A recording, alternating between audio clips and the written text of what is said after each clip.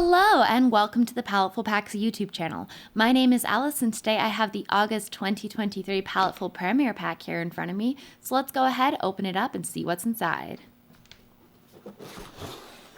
Blue! Okay, so let's dig in here. Oh my gosh! I'm so excited. These are my favorite watercolors of all time. These are the core watercolors. This is the Earth Tone set, which is absolutely gorgeous. It's gonna come with Naples Yellow, Sap Green, Transparent Brown Oxide, Indigo, Venetian Red, and Natural Raw Umber. So core watercolors are beautiful. They are super, super pigmented. They granulate really, really beautifully, which is where it settles into the grooves of the paper and creates this kind of mottled texture. They do that really beautifully. They use a unique binder, which gives it a really, really intense and clear color. So these are just amazing, amazing paints. I cannot wait to work with these. I'm so excited that y'all are getting these because they are genuinely some of the highest quality paints I've ever used. So I am so thrilled. Next in here, we have a Fabriano watercolor block. Ooh, this is a little watercolor pad. It's 4 by 8 inches and you get quite a few sheets in here. You're gonna get 30 sheets of 140-pound Fabriano watercolor paper. This is cold press and acid free and it has outstanding lifting and scrubbing abilities. Next in here I am seeing a couple brushes for us to work with. These are both by Robert Simmons, the Sapphire line. So we're gonna have this nice flat filbert kind of shader brush and then a nice size 1 long pointed brush. And then finally, we have our super cute sticker in here. It says Paletteful Packs, and it has some cute little marks on it. Super cute, love that. All right, so this is everything we're going to get in the August Paletteful Packs box. We have the 6 set of earth color core paints. Like I said, these are so amazing. We have the cute sticker. We have the 30 sheet pad of Fabriano watercolor paper, and we have our 2 brushes. So let's go ahead and make some swatches and play around with these. All right, so as with every video, the first thing I'm going to do is start with setting up my palette and the swatches. So I live at altitude, so my paint tends to explode, so that's what's happening here, but I'm letting it explode into the very convenient little palette that's located in the top of the tin storage box.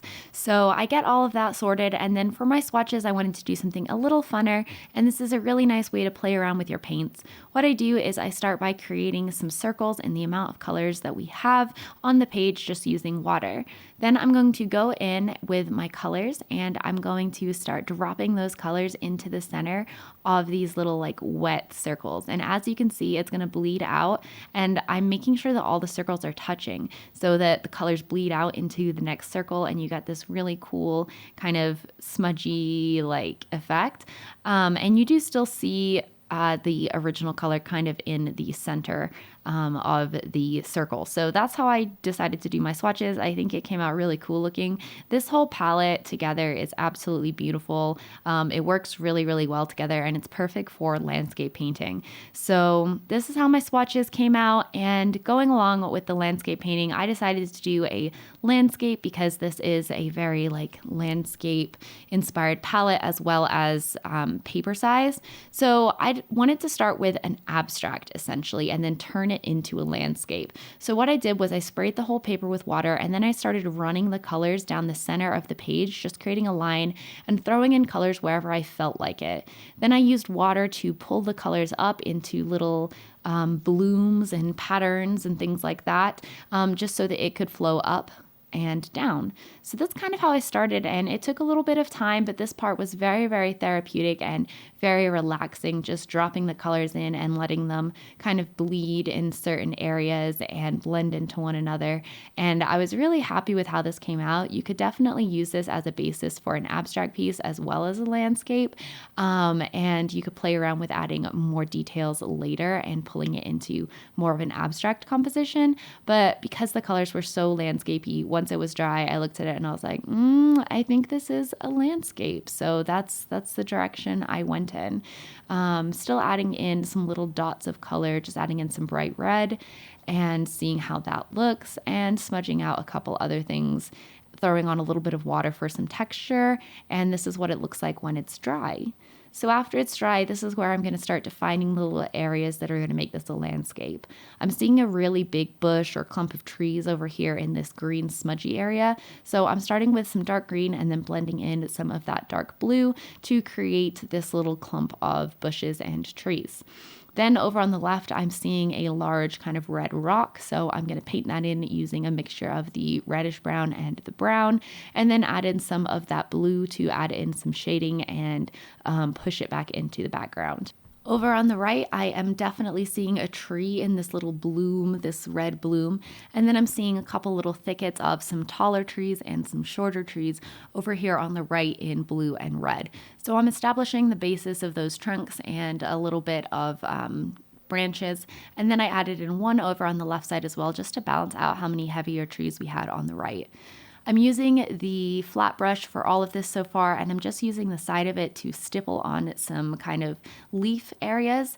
And then I'm going in with some water underneath and some of the same colors, and I'm blending everything in so it looks kind of like a reflection on water, because I thought it would be nice to have this on the edge of a lake or the ocean or something like that, and have everything sort of reflecting in this very blurred, very loose way. I'm also adding some blue to kind of get, again, that kind of water effect and blending things out left and right.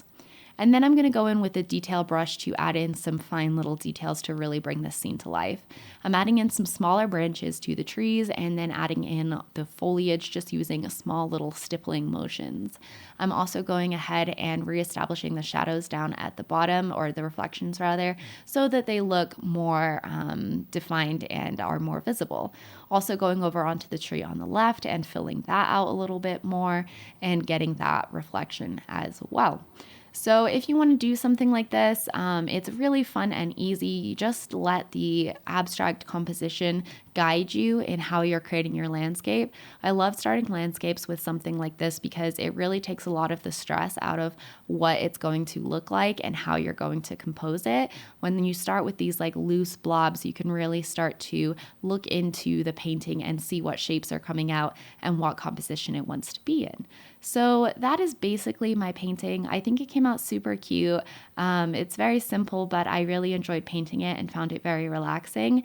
And like I said in the original start of this video, these paints are so beautiful, so pigmented, and I cannot wait to. If you'd like to get your own box, then you can join us by clicking the link in the description box below. Thanks for watching and have a great day.